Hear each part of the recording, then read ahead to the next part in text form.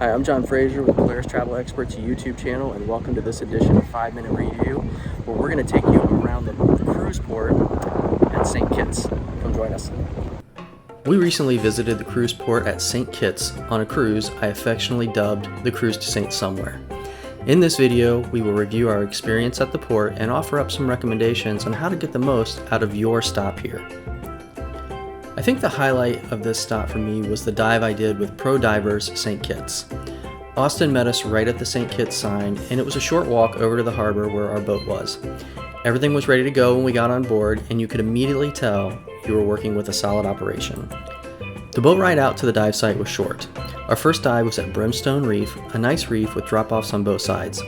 The unexpected highlight were there were around 10 or so reef sharks between 6 to 8 feet that joined us on the dive. The dive master helping out was a British guy and was absolutely hilarious, which made our safety stop even more interesting.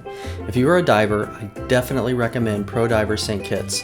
Special thanks to them and Terry Crookes for allowing me to use some of their photos and videos. I have included their contact information in the description of this video. Now on to the cruise port. Both my wife and I thought it was just okay.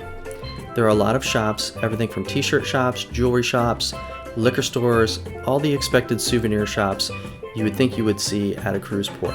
The prices were okay to a little pricey. There was a Junkanoo band playing and dancing from the time we got there to the time we left.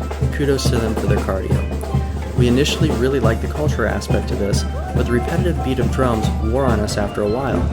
The other downside of this is they were pretty loud, so wherever you went you could hear the drums, which caused bars to turn up their music to compete. The result is a very loud port. You can really get a feel for this on our 360 video, link in the description. There were a few bars and restaurants here, but not too many, mostly shops. There is one area near the back called the Amina Craft Market. It features items by local artisans that you may want to consider wandering through to help the local artisans and craftspeople. Not too far from the market is the National Museum. It is at the front of the port where you would go out into the main city.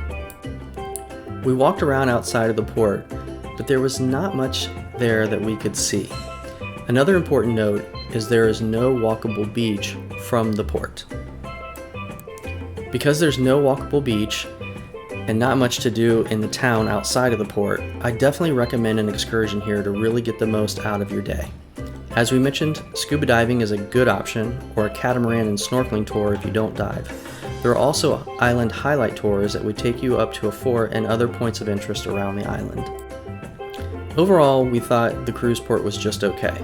Unless I'm diving, it's not one that I would schedule a cruise specifically to visit, but would also not avoid it. On the next visit, I'd like to do the island highlight tour if I'm not diving. I'm not a big souvenir shopper or shopper in general, so I think I would get pretty bored just hanging out in the port area, especially given how noisy it was. But it is fun for a couple of hours. Thanks for checking out this episode of 5 Minute Review. If we've inspired you to travel and you're not already working with a travel professional, consider giving our team of experienced consultants an opportunity to help you plan your next great adventure. If you enjoy our videos, give us a like below and make sure to subscribe so you can keep up with our latest content. Until we see you again, travel and be well.